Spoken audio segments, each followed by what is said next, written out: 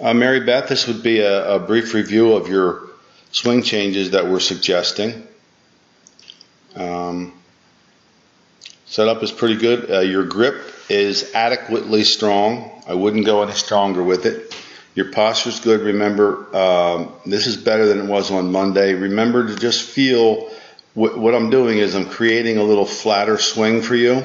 So you're going to need to feel a little bit more leaning over the ball, a little more top heavy. That would be seat out and knees a little less flexed. So this is better than where we started on Monday, but that's going to be an important component for you, okay? So grip, posture looks good now. You want to watch your swaying off the ball. That's a big key factor for you. You see the weight, you see that right foot weight is getting to the outside of it. So I want you to really focus on trying to stay centered over the golf ball on your backswing and get your arms back behind you a little bit further.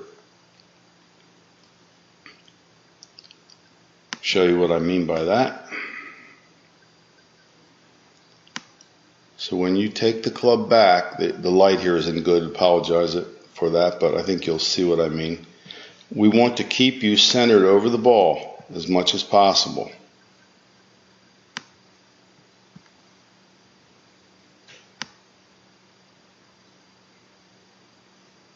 See how far you sway to the right at times when your hip gets outside that red line and your center moves back over here.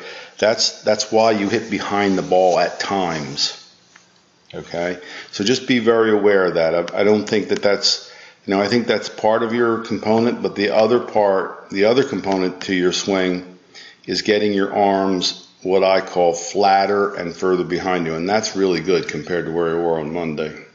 This elbow is nice and down and your hands are further back. Remember, as I explained it, this is a wall, and the more room you can give your hands to the wall, the more room you have to swing from inside the ball.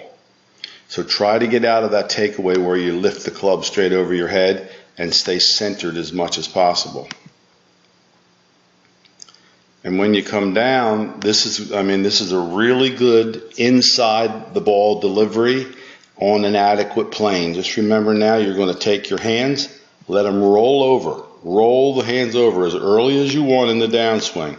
You could start rolling them there. As long as you keep it coming down inside, your objective would be to roll and get off that back foot and turn through the ball. But you had real good progress on many of your shots. We saw shots like that with a hint of a draw to them.